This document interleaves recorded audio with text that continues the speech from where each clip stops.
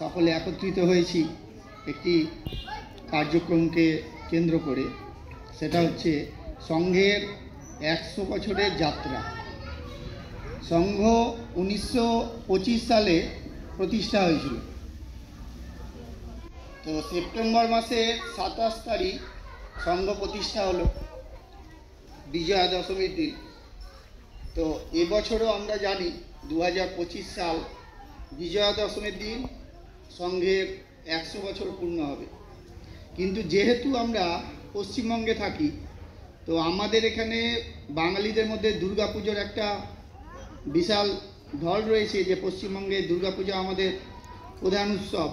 এই জন্য পশ্চিমবঙ্গের ক্ষেত্রে মহালয়ার দিন আমরা খণ্ড একত্রীকরণের দিন হিসাবে বেছে নিয়েছি। কারণ বিজয়া দশমীর দিন কী হয়, আমরা আগের দিন নবমীতে ঠাকুর দেখি, পরের দিন বিজয়া দশমীতে মায়েরা বিজয়া করতে ব্যস্ত বা বাকিরাও ব্যস্ত থাকেন। এই জন্য আমাদের পক্ষে বিজয়া দশমীর দিন সংঘের 100 বছর উৎসব পালন করা মুশকিল।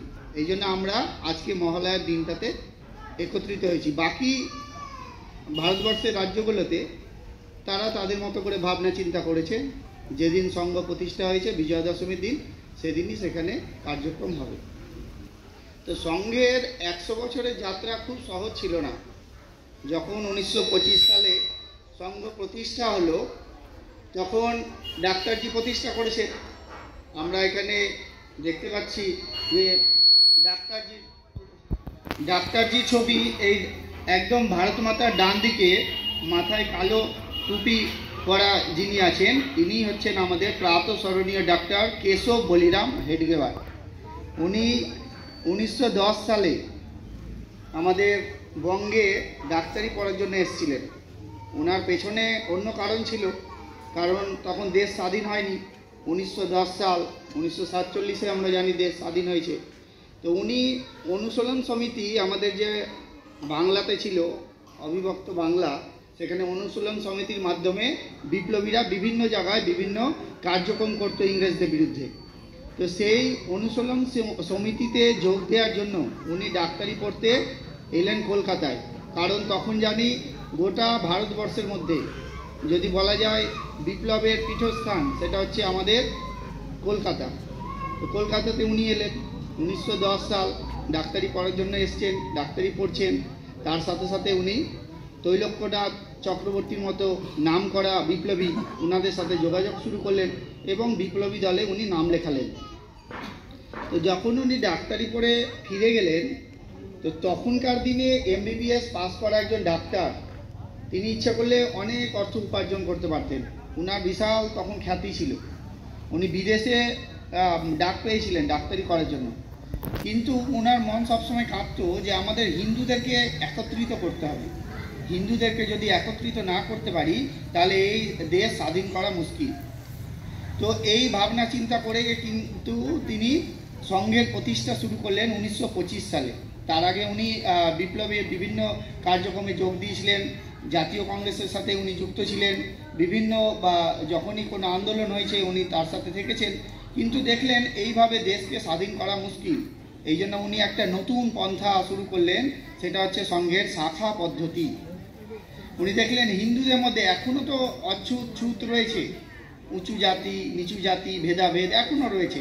100 বছর ধরে সংঘ সেই চেষ্টা করে চলেছে, তারপরে কিছুটা হয়তো পেরেছে, কিন্তু এখনও অনেক পথ আমাদের বাকি রয়েছে। তো তখনকার দিনে সকলকে একত্রিত করার জন্য একটা উপায় বের করলেন সংঘের শাখা। কারণ আমরা আজকের দিনে বুঝতে পারছি, যদি সংঘের শাখা 1925 সালে মানে রাষ্ট্রীয় স্বয়ংসেবক সংঘ প্রতিষ্ঠা না হতো, তাহলে আমাদের দেশ আজকে আমরা দেখতে পাচ্ছি হয়তো টুকরো টুকরো হয়েছে। পাকিস্তান আমাদের থেকে চলে গেছে, বাংলাদেশ চলে গেছে, শ্রীলঙ্কা চলে গেছে, মায়ানমার চলে গেছে, আফগানিস্তান চলে গেছে। তো এইরকম আরও টুকরো হতে পারত। কারণ আমাদের এত বড় দেশকে মানে ধরে রাখা, মানে অনেক ফুলকে একটা মালায় গেঁথে রাখা, এটা খুব কষ্টকর ছিল। একমাত্র সংঘই সেটা চেষ্টা করেছিল। কারণ কি, যে বিভিন্ন প্রদেশে বিভিন্ন ভাষা অনুযায়ী ওরা বলতো আমরাই সব। এখন আমরা দেখতে পাই দক্ষিণ ভারতের লোকেরা হিন্দি ভাষায় কথা বলবে না, কেন? আমরা ইংরেজিতে বলবো, না হলে আমরা তামিল ভাষায় বলবো, কারণ ওটা আমাদের ভাষা। তেমনি বাঙালিদের মধ্যেও দেখি যে না, আমরা তো বাঙালি, তাহলে আমরা বাংলায় বলবো কেন? তো তখনকার দিনে ভাবুন 100 বছর আগে পরিস্থিতি কি ছিল। তখনকার দিনে জাতপাত আর এই ভাষা বিভিন্ন এলাকা ভিত্তিক একটা নিজেদের মধ্যে দ্বন্দ্ব চলছিল। তো সংঘ চেষ্টা করলো গোটা ভারতবর্ষের লোককে কিভাবে একত্রিত করা যেতে পারে, সকলকে কিভাবে ধরে রাখা যেতে পারে, তার একটা ভাবনা চিন্তা করলে ডাক্তারজি 1925 সালে সংঘের শাখা প্রতিষ্ঠা করলেন। ডাক্তারজিকে বলা হয় তিনি দূরদর্শী সম্পূর্ণ ব্যক্তি ছিলেন। তিনি দেখতে পেতেন যে আগামী দিনে দেশের অবস্থা কি হতে পারে। তিনি সমস্ত কিছু বুঝতেন, কিন্তু যেটুকু দরকার স্বয়ংসেবকের সামনে সেটুকুই উনি বলতেন।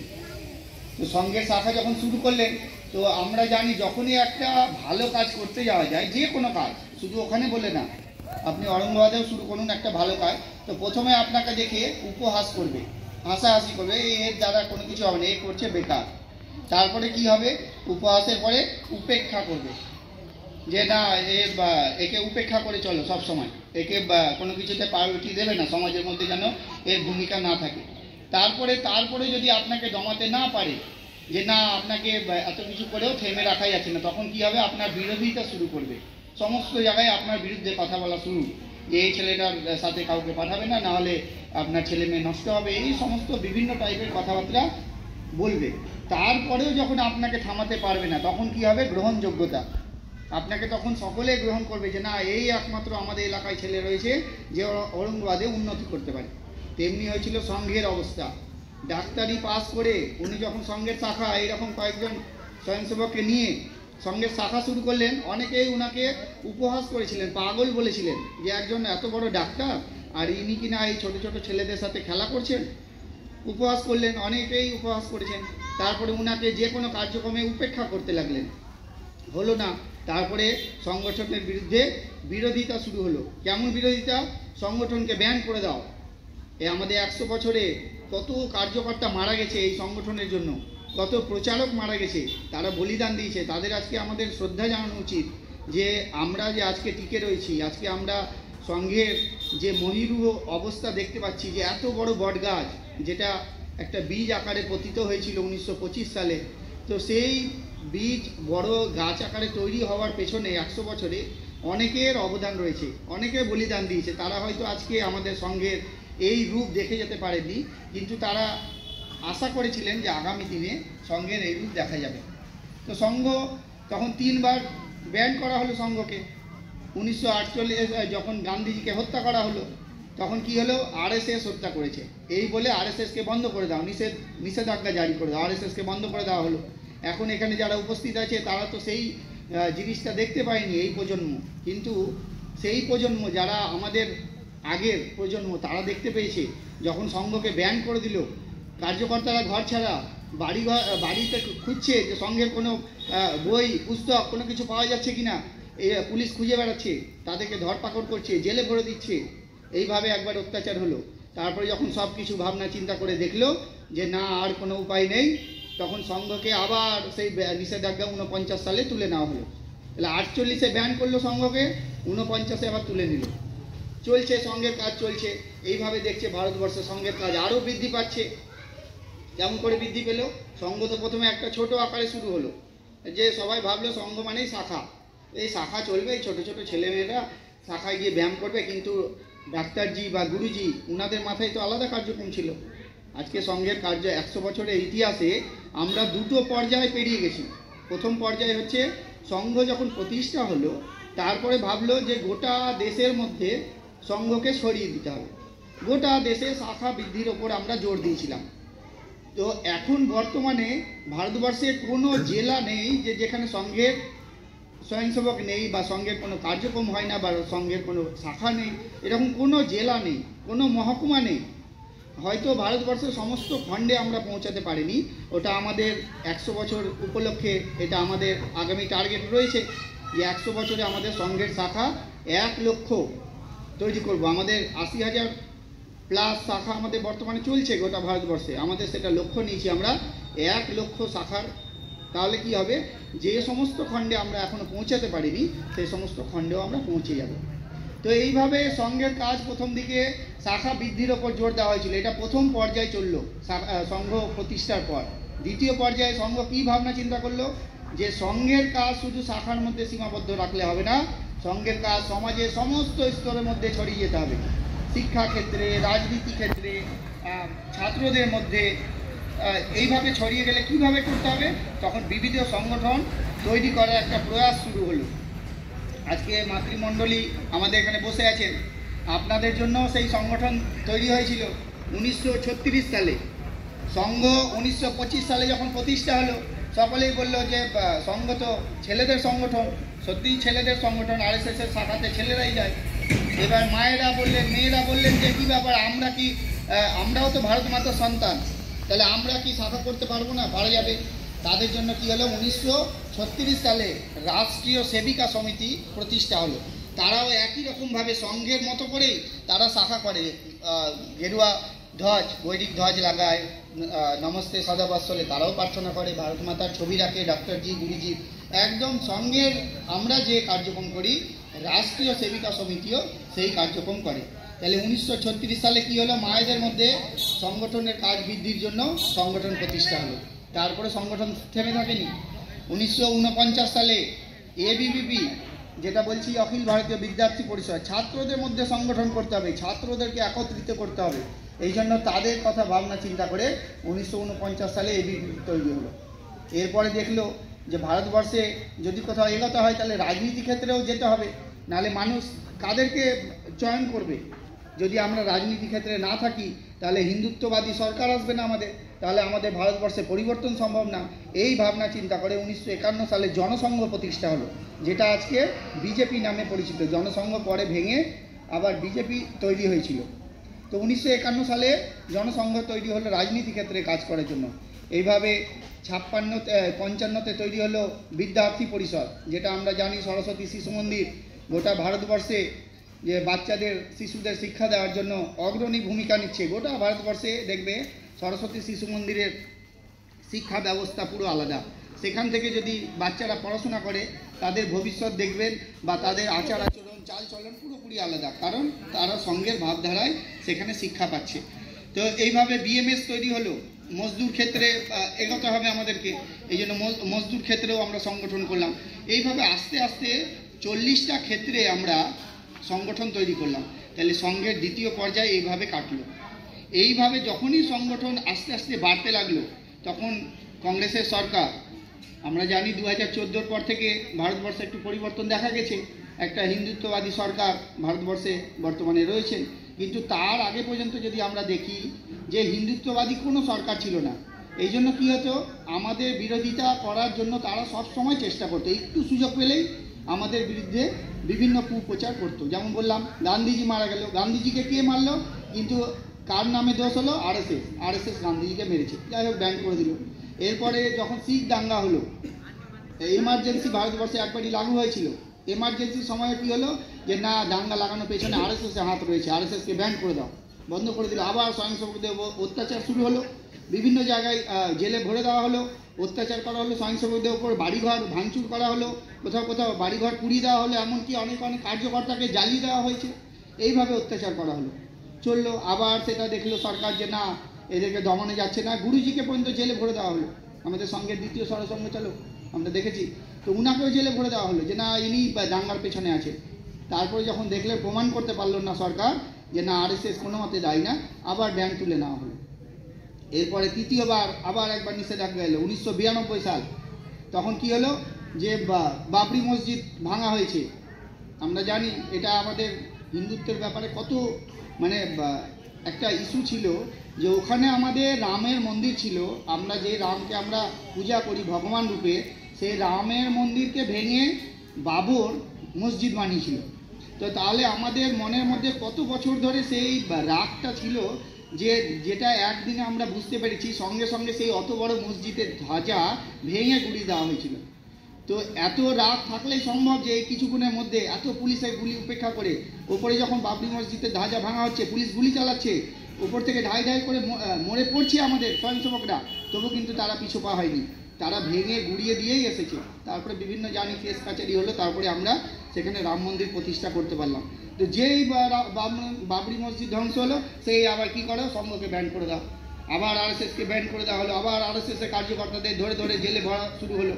তারপরে যখন আবার প্রমাণ করতে পারলো না সরকার যে না আরএসএস কোনোভাবেই দায়ী না, তখন আবার কি হলো, ওই যে বললাম যে প্রথমে উপেক্ষা, উপহাস, তারপরে বিরোধিতা সরকার করেছে, করে যখন পারেনি, এখন আমাদের গ্রহণযোগ্যতা সব জায়গায় রয়েছে।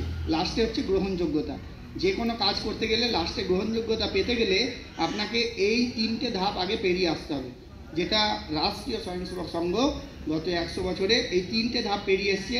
এখন দেখুন সংঘের কার্যকর্তাদের সাথে দেখা করার জন্য, তাদের সাথে কথা বলার জন্য, যারা এক টাইমে বিরোধিতা করেছে, যারা সংঘকে গাল দিয়েছে, সকাল বিকাল গালাগাল করেছে, সংঘ খারাপ জিনিস, সংঘ এই সেই, তারাই আজকে তাদের সাথে বসে কথা বলার জন্য উদ্গ্রীব হয়ে রয়েছে যে সংঘ কি। সংঘের পূজনীয় বর্তমান সরসংঘ চালক মোহন ভাগবত, উনি যদি কোনো একটা বিবৃতি দিচ্ছেন সবাই মন দিয়ে শুনছেন যে আরএসএসের ঠিক কী বলছেন। তো এই যে গ্রহণযোগ্যতা আজকে আমরা একবারে পাইনি, অনেক কষ্ট সহ্য করেছি, কষ্ট সহ্য করে আজকে আমরা 2025 সালে 100 বছরের জায়গায় আসতে পেরেছি। সংঘের কার্যক্রম আর অন্যান্যদের কার্যক্রমের পার্থক্য রয়েছে। আমরা দেখুন 100 বছর উপলক্ষে কোনো কিন্তু গান বাজনা, সাংস্কৃতিক অনুষ্ঠান বা বিভিন্ন উৎসবে কোনো কার্যক্রম করিনি, এটাই অন্যদের থেকে পার্থক্য। অন্যরা কী হতো, যদি কোনো দেখেছি কোনো সংগঠনের বা কোনো রাজনৈতিক দলে যদি কোনো 10 বছর পূর্তি হয়, তারাও দেখি একটা বড় মঞ্চ করে বিশাল আকারে নাচ গান করে, হই হট্টগোল করে, পিকনিক করে বা আরও অন্যান্য উৎসব করে, র্যালি করে তারা উদযাপন করে। কিন্তু সংঘ পুরোপুরি আলাদা। সংঘ কী করছে, আজকে আমরা পূর্ণ গণবেশে এখানে একত্রিত হয়েছি। আমরা সংঘের 100 বছর উপলক্ষে আমরা কি করতে চাইছি, সংঘের কাজ আরও বৃদ্ধি করতে চাইছি। এটাই স্বয়ংসেবকদের একমাত্র আমাদের লক্ষ্য, যে সংঘের কাজ যাতে বৃদ্ধি হয়। এই জন্য আমরা এখানে এই কদিনের প্রচেষ্টায় এত সুন্দর যোগ ব্যায়াম, এত সুন্দর যোগাসন, এরা কিন্তু আগে থেকে প্র্যাকটিস করেনি, আজকে হয়তো এসে অভ্যাস করেছে। তারপরে দেখুন হয়তো একটু ভুল হয়েছে, সেটা হবে। এরা যদি 1 মাস ধরে অভ্যাস করতে হয়তো সেটাও ভুল হতো না, তবুও সুন্দর করেছে। তো এটাই হচ্ছে সংঘের স্বয়ংসেবক। সমাজের অন্যদের মধ্যে থেকে আমাদের এই পার্থক্য রয়েছে। তো 100 বছর উপলক্ষে আমরা খণ্ডে খণ্ডে গোটা ভারতবর্ষে একত্রীকরণ করছি, পূর্ণ গণবেশে আসছি এবং সংঘের কাজ বৃদ্ধি করার চেষ্টা করছি। সংঘের কাজ আমরা যেমন 100 বছর উপলক্ষে টার্গেট করেছি যে সংঘের শাখা বৃদ্ধি করব, তেমনি আর একটা টার্গেট করেছি যে 2টো পর্যায়ে তো আমরা পেরিয়ে গেছি সংঘের। একটা প্রথমে বললাম যে শাখা বৃদ্ধি, সংঘের কাজ বৃদ্ধির জন্য আমরা প্রথম দিকে সংঘ প্রতিষ্ঠার পর কাজ করেছি, কিন্তু এখন আর সেদিকটাই এগোচ্ছি না। তারপরে কি করলাম, বিভিন্ন সংগঠন তৈরি করলাম, সমস্ত জায়গায় সমাজে ছড়িয়ে যাও। এবার 3য় পর্যায়ে আমরা যখন চলে এসেছি, 100 বছর পূর্ণ হয়ে গেল, তখন সংঘ ভাবছে যে সমাজে কি কি আমাদের এখনও ভুল রয়েছে সেগুলো আমরা সংশোধন করব। এই জন্য আমরা এখন 5 পরিবর্তনকে টার্গেট করেছি, যে 5টা পরিবর্তন যদি সমাজের মধ্যে আমরা করতে পারি, তাহলে আমাদের সংঘের আগামী দিনে সংঘ কী চাইছে সেটা আমরা করতে পারবো। তো এটা শেষের দিকে আমি 5 পরিবর্তন সম্পর্কে একটু বলবো।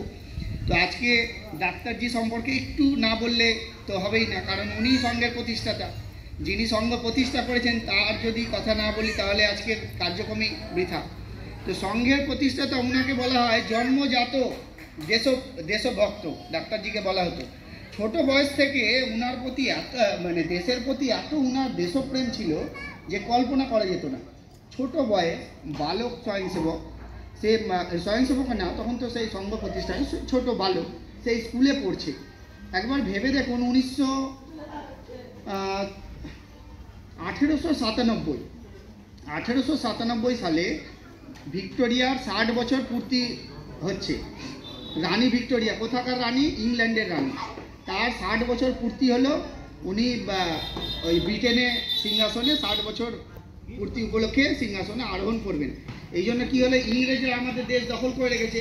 তো ওপর থেকে ইংল্যান্ড থেকে নির্দেশ এলো ভারতবর্ষের সমস্ত জায়গায় উৎসব মানাও আর সমস্ত স্কুলে মিষ্টি বাটো, বাচ্চাদের মধ্যে মিষ্টি মুখ করাও আর গোটা ভারতবর্ষে গ্রামে গ্রামে উৎসব করো। কেন? যে আমাদের ভিক্টোরিয়া, রানী ভিক্টোরিয়া 60 বছর পূর্তি হলো। এটা কেন করতে বলেছিল ইংরেজরা? যে আমাদের মধ্যে যাতে ইংরেজ প্রীতি জেগে ওঠে আর ইংরেজদের প্রতি যাতে আমাদের ভয় জেগে ওঠে, যে না উনারা বলেছেন মানে আমাদেরকে করতে হবে। বালক কেশব, তার ছোটোবেলাকার নাম ছিল কেশব, পুরো নাম হচ্ছে কেশব বলিরাম হেডগেওয়ার।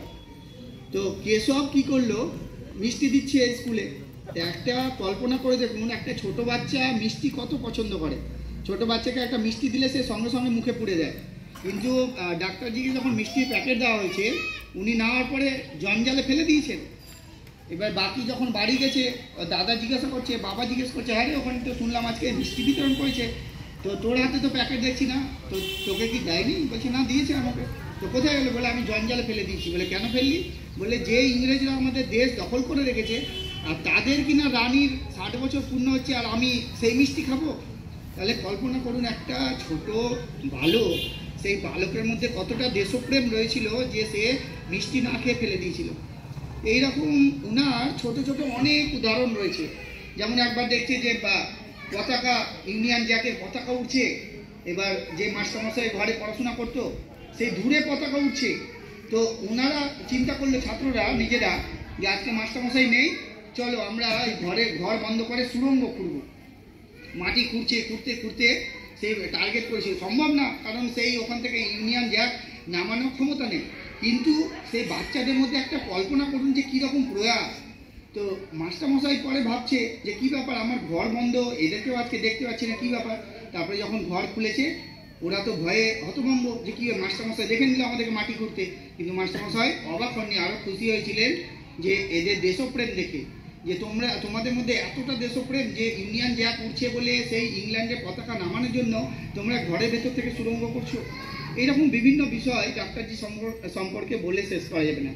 আরেকটা ঘটনা বলি, সেটা হচ্ছে বন্দে মাতারাম এক টাইমে মানে আমাদের ভারতবর্ষের ধ্বনি হয়ে উঠেছিল, মানে বিশাল একটা মন্ত্র। বন্দে মাতারাম বললে আমাদের মনে, এই যে এখানে আজকে দেখুন স্বয়ংসেবক বসে আছে, কিন্তু যারা পুণ্য গণবেশ করেছে তাদের মধ্যে একটা আলাদাই রক্ত টকটক করছে, কেন? আমরা সঙ্গের স্বয়ংসেবক। পুণ্য গণবেশটা যখনই আরএসএস এর কার্যকর্তা বা স্বয়ংসেবকরা গায়ে লাগায় তখন তার মধ্যে একটা আলাদাই শক্তি বিরাজ করে যে আমি সঙ্গের স্বয়ংসেবক, তার মধ্যে আর অন্য কোনো কিছু সে দেখতে পাই না। তেমনি বন্দে মাতরম ধ্বনি এমনই একটা ধ্বনি বঙ্কিমচন্দ্র চট্টোপাধ্যায়কে দিয়েছিলেন। সেই ধ্বনি তখন দেখছে যে দেশ স্বাধীন হয়ে যাবে, ইংরেজরা দেখছে এই বন্দে মাতরম ধ্বনির মাধ্যমে এরা ইউনাইটেড হয়ে যাচ্ছে নিজেদের মধ্যে, তখন রিসলে একটা অর্ডার বের করলো যে কোথাও বন্দে মাতরম ধ্বনি দেওয়া যাবে না, যদি বন্দে মাতরম ধ্বনি দিতে কাউকে দেখা যায় তাকে সঙ্গে সঙ্গে অ্যারেস্ট করতে হবে। ব্যাস এইভাবে চলছে। ডাক্তারজি তখন ক্লাস 9-এ পড়েন, বড় বয়সে বড়। তো ঠিক হলো যে স্কুলে এসআইরা যেমন ভিজিটে আসে, যারা স্কুলের সাথে যুক্ত আছি আমরা জানি প্রতিটা স্কুলে এসআইরা ভিজিট করতে আসে, তো তেমনি ওখানে একজন এসআই ভিজিট করতে আসবে এরকম খবর এলো। তো ডাক্তারজি ভেতরে ভেতরে সবাইকে বলে দিলেন যে এসআই যখনই আসবে, যেই ঘরে ঢুকবে সেই ঘরে আমরা তাকে বন্দে মাতরম ধ্বনি দিয়ে স্বাগত জানাবো, কারণ বন্দে মাতরম ব্যান্ড করার জন্যই উনি আসছেন, যে এখানে কেউ বন্দে মাতরম বলছে কিনা দেখার জন্য আসছে। ব্যাস ও প্রথম ঘরটাতে গেছে, সেখানেও সবাই বন্দে মাতরম বলে ওনাকে স্বাগত করুন, চমকে গেছে। আর স্কুলের যে প্রধান শিক্ষক উনিও চমকে গেছেন, আরে এটা কি হলো, এটা আবার কে বললো। তখন উনি প্রধান শিক্ষক বলছে, স্যার এসআইকে বলছে, স্যার ভুল হয়ে গেছে, এরা বাচ্চা তো ক্লাস 5-এর বাচ্চা, এরা ভুলবশত বলে দিয়েছে স্যার পাশের ঘরে চলুন। পাশের ঘরে যখন গেছে পাশের ঘরেও দেখছে একই রকমভাবে বন্দে মাতরম বলে করেছে। তারপরে যখন ক্লাস 9-এর ঘরে গেছে ডাক্তারজিদের ঘরে, তখন আরও জোরে বলছে বন্দে মাতরম বলেছে। এসআই তো একদম রেগে মেগে স্কুল থেকে বেরিয়ে গেল আর খোঁজ নিতে বললো যে কার উদ্যোগে এই বন্দে মাতরম ধ্বনি দেওয়া হয়েছে, খোঁজ নিন। খোঁজ নিয়ে দেখা গেল ডাক্তারজি বাকি মানে বন্ধুদেরকে উৎসাহিত করেছিল, ডাক্তারজিকে স্কুল থেকে বের করে দেওয়া হলো, মানে কেশবকে বের করে দেওয়া হলো। তো এইরকম ওনার জীবনে বহু ঘটনা ঘটেছে যে নিজস্ব লাইফে, কিন্তু উনি দেশপ্রেম ছাড়েনি। ইনি পশ্চিমবঙ্গেও বললাম যে কেন এসেছিলেন, যে অনুশীলন সমিতিতে যোগ দেওয়ার জন্য। ওনার ডাক্তারি পড়াটা মেন বিষয় ছিল না, তাহলে তো উনি ডাক্তারি করতে পারতেন। ওনার মূল টার্গেট ছিল যে আমি বিপ্লবী দলে যোগ দেব অনুশীলন সমিতির সাথে। আমরা জানি অনেক বইয়ে, আমরা ভারত গ্রন্থ বইয়েও আমরা দেখছি যে যখন দামোদরের বন্যা হয়েছিল, রামকৃষ্ণ মিশন সেবা কাজ করছিল, তখন ডাক্তারজি তার পুরো টিম নিয়ে ডাক্তারি মানে বাকিদেরকে সেবা করেছিলেন, এরকম দেখতে পাচ্ছি। তো যাই হোক, সঙ্গের এই কার্য 100 বছরের কার্য যত বলা যাবে তত শেষ। মানে আমার আজকে 45 মিনিট সময় মাত্র, তো এই 45 মিনিটে বলে শেষ করা সম্ভব না। এবার আমি বাংলার বিষয়ে একটু বিষয় বলি। আমরা পশ্চিমবঙ্গের মানুষ, আমরা তো সংঘ প্রতিষ্ঠা জেনে গেলাম যে প্রতিষ্ঠা নাগপুরে হয়েছিল, কিন্তু আমরা বাংলা স্বয়ংসেবা, বাংলায় কীভাবে সংঘ কাজ শুরু হলো। বাংলা 1939 সালে ডাক্তারজি প্রয়াণ হয়েছিল। 1939 সালে গুরুজি প্রথম আমাদের এই বঙ্গে এসেছিল। 1939-এর শেষের দিকে এলো বালা সাহেব দেওরাসজির হাত ধরে আমাদের এই পশ্চিমবঙ্গে সংঘের কাজ শুরু। তখন থেকে সংঘের বিভিন্ন শাখা শুরু হলো এই 1939 সাল থেকে। তারপরে কি হলো, কেশবচন্দ্রর নেতৃত্বে বাংলাদেশের রংপুর, তখন তো বাংলাদেশ আর পশ্চিমবঙ্গ বলে আলাদা ছিল না, একটাই বঙ্গ ছিল। তো তখন বাংলাদেশের রংপুরে কেশবচন্দ্রের নেতৃত্বে সংঘের কাজ শুরু হলো। এইভাবে 1946 সালে প্রথম সংঘের শাখা কোথায় শুরু হলো, আমাদের এখন বর্তমানে যে কার্যালয় রয়েছে কেশব ভবন কলকাতায়, মানিকতলার ঝুঁকিপাড়াতে প্রথম সংঘের শাখা শুরু হলো। তাহলে আমরা বুঝতে পারলাম, আজকে জানতে পারলাম যে দেশ স্বাধীন হওয়ার আগে কিন্তু আমাদের এখানে সংঘের কাজ শুরু হয়েছিল। তো সংঘের কাজ বহুদিন ধরেই চলছে। এরপরে সংঘের ক্যাম্প করতে হবে, সংঘের বিভিন্ন কার্যক্রম করতে হবে।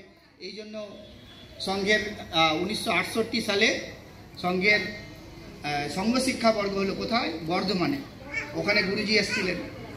এরপর 1992 সালে একটা যুব শিবির হয়েছিল কল্যাণীতে, যেটা এখনো পর্যন্ত পশ্চিমবঙ্গের ইতিহাসে সর্ববৃহৎ শিবির হয়েছিল বলে মনে করি আমরা। 18,000 স্বয়ংসেবক সেখানে যোগদান করেছিল, 18,000 1992 সালে। মানে তখন একটা সেই আগুন জ্বলে উঠেছিল যে বাবরি মসজিদ এদিকে ধ্বংস হলো, আর তারপরে এই দিকটাতে একটা উত্তপ্ত পরিস্থিতি। তো তখন যুব শিবিরে প্রচুর সংখ্যা সেখানে যোগ দিয়েছিল। তারপরে আমরা দেখলাম যখন 1951 সালে শ্যামাপ্রসাদ মুখোপাধ্যায় কাশ্মীর যাত্রা করেছিলেন, ওখানে তো উনার মৃত্যু হয়েছিল আমরা জানি। তো ওখানেও আমাদের বাংলার স্বয়ংসেবক রামপ্রসাদ দাস, উনি তার সাথে সঙ্গী হয়েছিলেন। তাহলে আমরা বুঝতে পারছি যে বাংলার যোগ ভারতবর্ষের এই সংগঠনে, মানে রাষ্ট্রীয় স্বয়ংসেবক সংঘকে অনেকে বলা হয় যে ওটা তো মারাঠিদের সংগঠন। এটা ভুল কথা বলা হয় যে মারাঠিদের সংগঠন, হয়তো মহারাষ্ট্রে প্রতিষ্ঠা হয়েছে, কিন্তু গোটা ভারতবর্ষকে এক করার জন্য ডাক্তারজি নিরলস প্রতিষ্ঠা করেছিলেন। এই জন্যই উনি একটার পর একটা কার্যক্রম করে গেছেন। আর এই কার্যক্রম করতে গিয়ে উনি বিভিন্ন সংগঠন তৈরি করেছেন। উনি দেখলেন আমরা সমাজে একা তো কোনো কিছু করতে পারবো না, সবাইকে নিয়েই করতে হবে। তো এই জন্য সমাজের সমস্ত স্তরকে যদি আমরা একত্রিত না করি, তাহলে কিভাবে আমরা গোটা দেশের লোককে একত্রিত করতে পারবো, এই ভেবে উনি সংঘ প্রতিষ্ঠা করেছিলেন। 100 বছর ধরে আমাদের কাজ চলছে, আগামী 100 বছর আমাদের কি কাজ সেটা আমাদের এবার জানতে হবে। সেটা এক নম্বর হচ্ছে আমরা সংঘের শাখা বৃদ্ধি করব। শাখা বৃদ্ধি মানে এই নয় যে আমি রোজ শাখায় গেলাম, সংঘ দক্ষ আরম্ভ করলাম, আমি ভালো স্বয়ংসেবক হয়ে গেলাম বা ভালো কার্যকর্তা হয়ে গেলাম, তা না। সমাজের সমস্ত স্তর